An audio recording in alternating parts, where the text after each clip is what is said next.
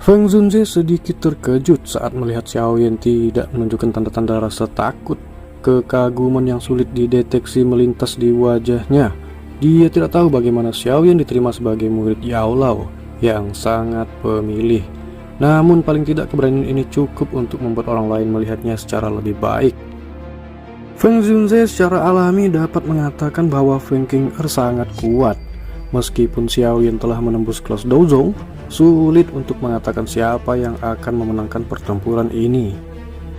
Feng Zunze mengalihkan pandangannya ke Xiaoyan. Dia samar-samar bisa merasakan keberadaan tubuh spiritual yang kuat. Namun dia kecewa karena riak spiritual ini bukanlah milik Yao Lao. Feng Zunze menoleh dan memberikan instruksi kepada Xiaoyan bahwa Xiaoyan harus berhati-hati jika nanti dia menebak dengan benar. Kekuatan wanita ini seharusnya sudah menuju ke kelas Douzong setelah berendam di kolam darah gunung surga. Selain itu, bersama dengan kekuatan bertarung dari avatarnya, kekuatannya jauh melebihi Douzong biasa. Jika Xiaoyan merasa Feng Qing'er bukan tandingannya, lebih baik Xiaoyan tidak perlu untuk membuang waktu bertarung bersama dengannya. Karena bakat Feng Qing'er memang yang terbaik di antara generasi muda yang dia temui selama bertahun-tahun ini. Bahkan King Luan mengalami celah yang besar dengannya. Tidaklah memalukan untuk kalah dari Feng Qing'er. Xiaoyan mengangguk sedikit kepada Feng Zunze, kemudian tubuhnya sedikit tegak diam-diam.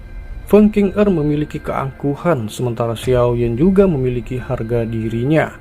Xiaoyan tidak memamerkan apapun melalui pertunjukan seperti itu. Yang dia inginkan hanyalah membuat orang lain mengakui penglihatan Yao Lao. Ini terutama terjadi di depan Feng Zunze.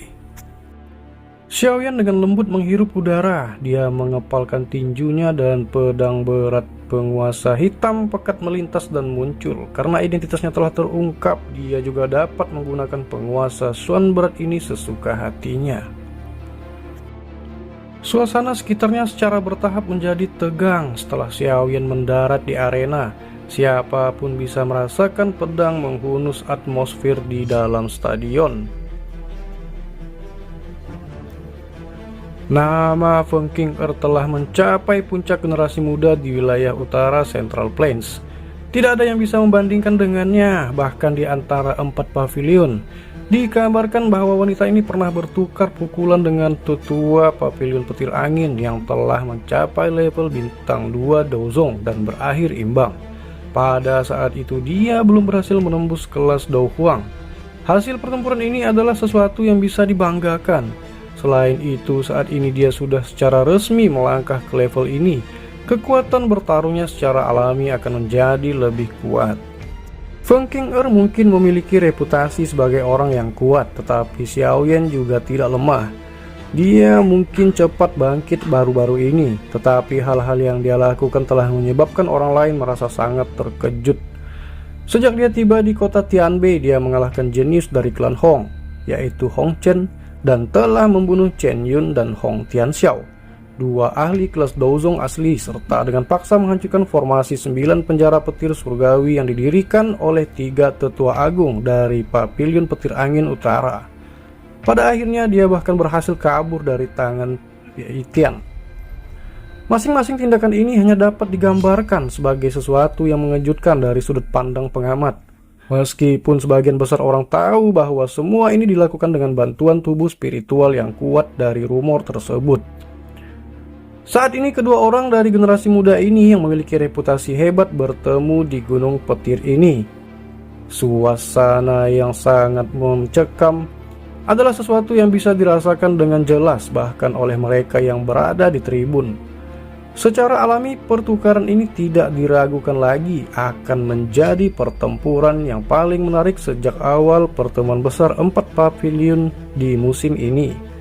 Sepertinya tidak ada satu orang pun yang hadir tidak ingin tahu siapa pemenang terakhir dalam pertempuran ini antara 2 anggota teratas dari generasi muda di wilayah utara.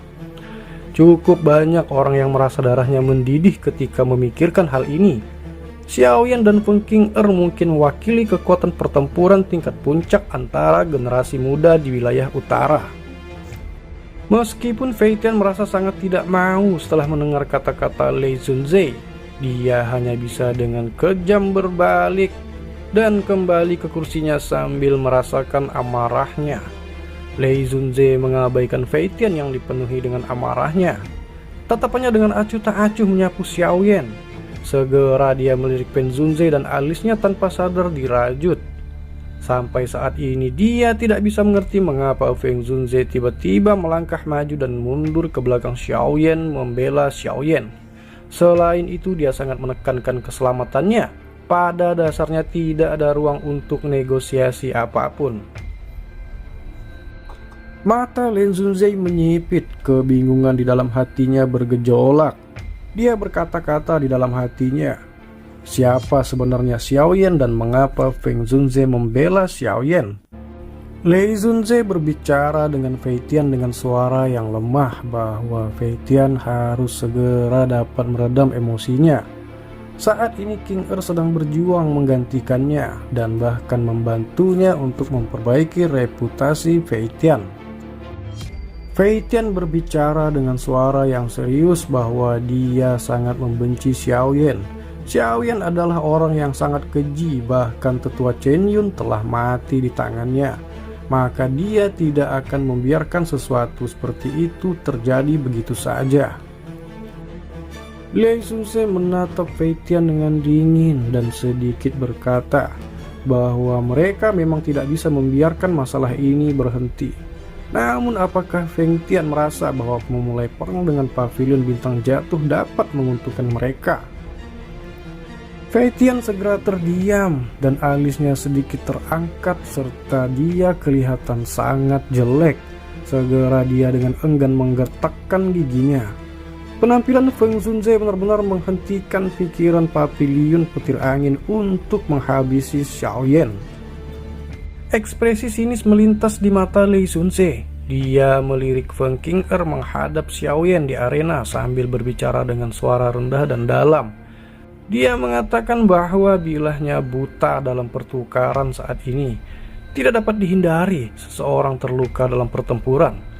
Bahkan Feng Zunze juga tidak bisa berbuat apa-apa. Fei Tian terkejut dan segera menyipitkan matanya. Dia kemudian langsung bertanya kepada Lei Zunze bahwa apa yang dimaksud dengan tetua Lei Zunze. Lei Zunze perlahan melanjutkan omongannya bahwa dia sebenarnya telah menginstruksikan kepada King tidak apa-apa menggunakan serangan yang kuat jika Feng Qing'er memiliki kesempatan untuk menghabisi Xiao Yan. Meskipun Xiao Yan telah maju ke kelas Daozong, dia tidak dapat memperoleh bantuan dari tubuh spiritual misterius yang ada pada Xiao Yan itu.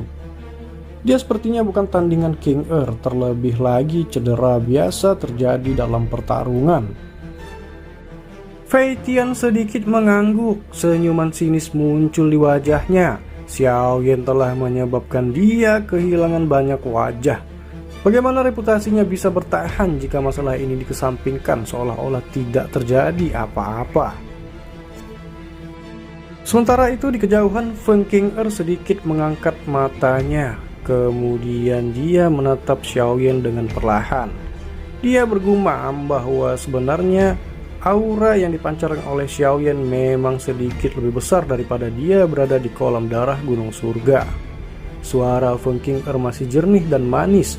Dia seperti burung ponik yang memancarkan aura mulia yang sulit disembunyikan. Dia mengatakan bahwa meskipun sebenarnya Feng Qing'er tidak tahu bagaimana Xiao Yan berhasil membuat Feng Zunze berdiri di belakangnya, Xiao Yan mungkin terlalu naif jika Xiao Yan berpikir bahwa Xiao Yan dapat mengandalkan ini untuk berperilaku kejam pada gunung petir tanpa rasa takut. Kemudian Feng Qing'er melanjutkan kata-katanya. Dia berkata bahwa berdasarkan pengetahuan Feng Qing'er tentang Xiao Yan, tampaknya Xiao Yan adalah seseorang yang hanya bisa mengandalkan kekuatan eksternal untuk menciptakan reputasi bagi dirinya sendiri. Itu terjadi pada tubuh spiritual itu dan sekarang sama dengan Feng Zunze. Dengan kata lain, ini mungkin disebut menggunakan kekuatan orang lain untuk bertindak sombong. Hari ini bagaimanapun cara Xiao Yan tidak akan berguna. Sikap tenang Xiaoyan menyebabkan alis Feng Qing'er menjadi vertikal saat dia dengan dingin tertawa. Dia tidak menyukai Xiaoyan yang merupakan generasi yang sama dengannya mengungkapkan sikap yang tidak disukai di depannya itu. Xiaoyan mengangkat alisnya dan menatap Feng Qing'er. Tiba-tiba dia membuka bibirnya dan tersenyum. Kemudian Xiaoyan berkata bahwa tidak disangka Feng Qing'er adalah wanita yang berisik. Karena ini masalahnya, dia juga akan mengatakan yang sebenarnya, bahwa sebenarnya tanpa memiliki pavilion petir angin di belakang Feng Qing'er juga bukan apa-apa. Rasa dingin perlahan melonjak di wajah Feng Qing'er yang sangat cantik. Mata cantiknya dengan dingin memelototi Xiaoyan saat aura agung yang tidak kalah dengannya meledak dengan suara gemuruh guntur seperti gunung berapi yang meletus. Mata cantiknya menatap Xiaoyan dengan dingin. Sesaat kemudian busur sedingin es terangkat di wajah Feng Qing'er. Dia berkata pada Xiaoyan bahwa Xiaoyan harus percaya. Xiaoyan akan menyesal telah mengucapkan kata-kata itu. Xiaoyan hanya menyeringai. Suara lembutnya mengandung semacam nada balas dendam yang tidak menyerah sedikit pun. Xiaoyan berkata dengan perlahan bahwa Xiaoyan akan menunggu kata-kata Feng Qing'er tersebut apakah benar atau tidak. Setelah kata-kata Xiaoyan diucapkan, rasa dingin di wajah Feng Qing'er menjadi lebih padat. Mata cantiknya juga perlahan menutup. Suasana di stadion tiba-tiba menjadi tegang begitu dia menutup matanya. Niat membunuh yang tajam yang membekukan hati seseorang menyapu di udara. Feng Qing'er menutup matanya sesaat sebelum tiba-tiba membukanya. Pada saat ini matanya tiba-tiba berubah menjadi warna hijau perak yang aneh. Niat membunuh yang tajam dan padat di dalam diri mereka telah mencapai puncaknya. Setelah perubahan hijau perak di mata Feng Qing'er, badai Doqi yang berwarna hijau tua langsung meletus dengan dia berada di tengahnya. Petir perak samar melintas di dalam badai, sementara suara gemuruh yang keras menyebabkan hati semua orang yang ada di stadion menjadi bergetar. Badai Doqi yang sangat besar berukuran hampir 100 kaki. Semua orang di stadion benar-benar tercengang saat melihat tekanan energi yang menyebar darinya. Pemandangan spektakuler seperti itu diciptakan oleh Feng Qing'er dengan sepenuhnya mengandalkan Doqi di dalam tubuhnya. Doqi di dalam tubuhnya sangat luas dan agung. Kekuatan hisap yang liar dan keras dipancarkan dari badai Doqi. Retakan setebal lengan menyebar, seluruh arena mulai bergetar saat ini. Tubuh Xiaoyan sepertinya tidak bergerak sama sekali. Tubuhnya tetap terdiam terlepas dari bagaimana badai itu mengisap. Tatapannya tertuju pada badai. Dia samar-samar bisa melihat sosok buram di dalam badai. Mata Xiaoyan tanpa sadar menyipit saat dia mempelajari cahaya petir yang berkedip-kedip dan afinitas angin tebal Doqi. Bakat pelatihan Feng Qing'er ini memang agak menakutkan untuk dapat dengan sempurna menggabungkan kedua Doqi yang sangat berbeda ini. Kelincahan angin dan kekuatan petir yang dahsyat. Kedua kedekatan yang berbeda ini digabungkan dengan sempurna dan kekuatan yang meletus darinya secara alami jauh dari apa yang bisa dibandingkan dengan Doqi biasa. Tidak heran Feng Qing'er ini memiliki kemampuan khusus untuk menantang lintas kelas. Ini mirip dengan Doqi Xiaoyan yang dicampur dengan keberadaan api surgawi, memungkinkan kekuatan Doqi menjadi luar biasa. Ini juga merupakan kartu truf Xiaoyan saat dia bertarung dengan lawan yang kekuatannya melebihi dari Xiaoyan. Sementara Xiaoyan sedang menimbang kekuatan kedua belah pihak di dalam hatinya, sebuah kain berwarna-warni tiba-tiba melesat seperti anak panah dari badai besar yang berputar. Kilatan kilat yang terang melekat padanya saat itu menembus badai. Itu meroket melalui langit saat dengan kejam melesat ke arah lokasi Xiaoyan. Kain warna-warni yang membawa cahaya kilat bergerak dengan kecepatan yang sangat menakutkan dalam sekejap.